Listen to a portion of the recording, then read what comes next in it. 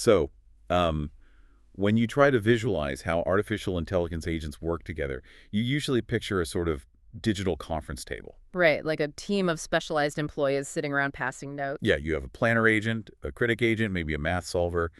They look at a prompt, debate the steps, and hand memos back and forth to reach a conclusion. And in pretty much every multi-agent system deployed right now, that is the literal reality of the architecture. They generate natural language text. They write out their thoughts in English or maybe Python code to communicate. Text is the lingua franca of AI right now. It is the interface we humans use, so it is the interface we gave to them. If Agent A needs Agent B to handle a subtask, it writes out a paragraph. Agent B reads it, processes it, and types a response. It's a very human-centric way of collaborating. But we are digging into some research today that challenges that entire paradigm. Yes, welcome to today's deep dive. We are looking at a framework called LatentMAS, which comes from researchers at Princeton, UIUC, and Stanford. Their core argument is that forcing AI models to communicate at this digital conference table using English is a massive bottleneck. They describe text-based communication between agents as computationally expensive and, the word they use is lossy. Lossy is really the crux of the issue here. If you think about what happens under the hood of a large language model, it maintains a highly complex, multidimensional understanding of whatever it is processing. Is operating with continuous vectors and probabilities, right? Right, but when we force it to actually output a response, it has to collapse all of that rich mathematical nuance into a single discrete token, a word. You take a high-dimensional thought and compress it down into a low-dimensional label. And in that compression, you lose the uncertainty, the alternative possibilities, the broader context. So Agent B just gets the watered-down summary of the intelligence, not the actual intelligence Agent A produced. Which brings us to the hook of the LatentMAS framework. The researchers propose that instead of decoding thoughts into text to talk, the agent should collaborate entirely within the continuous latent space. They just bypass the token generation entirely. They exchange raw internal representations. I want to unpack the mechanics of how that transfer actually happens, because the paper outlines two specific components that make this work. The first is latent thoughts generation. In a standard transformer model, the data moves through multiple layers. At the very end of that process, the model takes what is called the last layer hidden state and maps it to a dictionary of words. It essentially decides that its current mathematical state translates to the word calculate, or maybe the word apple. LatentMAS intercepts that process just before the decision is made. It grabs the signal before it freezes into a text token. It generates a sequence of these hidden states instead.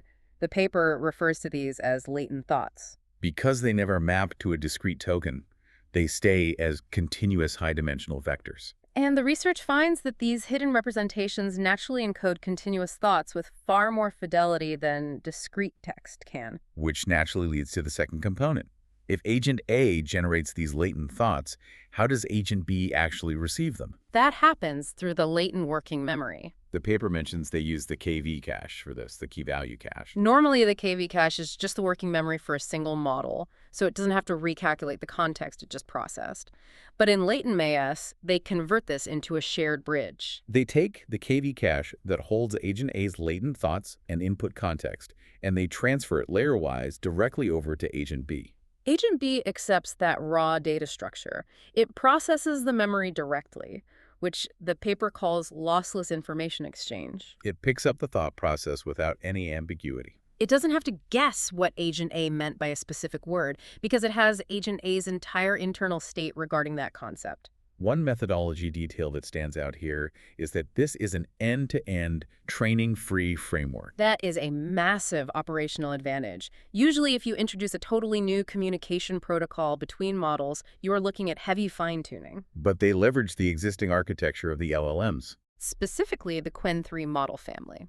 Since Agent A and Agent B are instances of the same model family, whether they use the 4 billion, 8 billion, or 14 billion parameter versions, their internal structures are compatible. They already speak the same neural language internally. The researchers just opened a direct pipe between them. They didn't need to teach them how to interpret the vectors. Let's transition to the theoretical advantages the researchers lay out. We touched on communication fidelity and how text is lossy, but they also highlight reasoning, expressiveness, and collaboration complexity.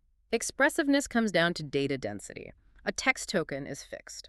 A latent state vector can point in multiple directions at once, capturing complex relationships and subtleties. A single step in the latent space carries significantly more information than a single generated word.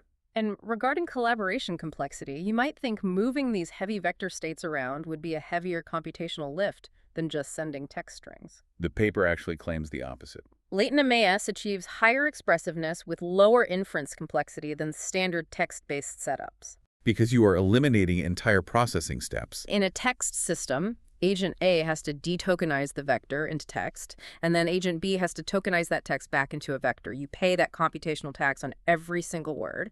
Skipping those conversion steps entirely cuts down the processing load. Which brings us to the empirical performance.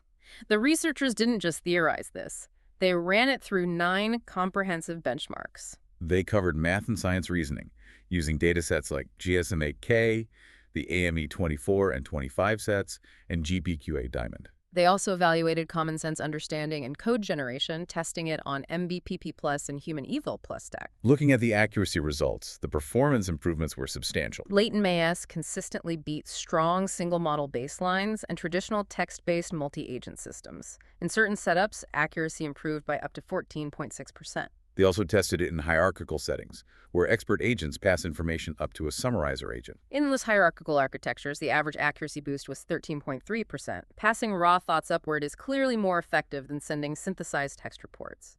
Beyond just getting the right answer, the efficiency metrics in this paper are striking, especially regarding token usage. Since the collaboration happens purely in the latent space, the overall system outputs drastically fewer tokens. The reduction in token usage is reported at 70.8 to 83.7% compared to text-based systems, which naturally accelerates the entire pipeline. End-to-end inference was 4 to 4.3 times faster. To understand why these performance gains happen, the paper includes a really useful case study. It involves a multi-step math problem from the GSM-8K dataset about a character named Debra and a beehive. It is a perfect illustration of how error compounding breaks standard text systems. The problem goes like this. Debra sees 30 bees leave the hive in the first 6 hours. In the next 6 hours, half of them return. Then 2 times as many bees as first left fly out. Finally, every bee that left before and hadn't returned comes back. You have to calculate how many returned in that final step. Tracing the math, 30 leave initially, half return, which is 15. That means 15 bees are still outside the hive. Then 2 times the original 30 fly out, which is 60. So you have the 15 that stayed out, plus the 60 that just left. The final step says all of them return. 15 plus 60 gives you a final answer of 75. When the researchers ran this through a standard text-based multi-agent system using a planner, critic, and refiner setup, it failed to get 75. The breakdown happened early in the chain. The planner agent made a minor logic error in its text output when calculating the intermediate number of bees currently out of the hive. Because it output that error as solid text, the downstream agents took it as absolute fact. The critic and the refiner had no visibility into the uncertain reasoning that produced the wrong number. They just saw the text token. The error compounded through the pipeline, leading to an incorrect final output. Then they ran the exact same prompt through LatentMAS using the same Qwen 314B backbone. And it successfully calculated the answer as 75. Because it wasn't relying on brittle text. The agents exchanged continuous representations.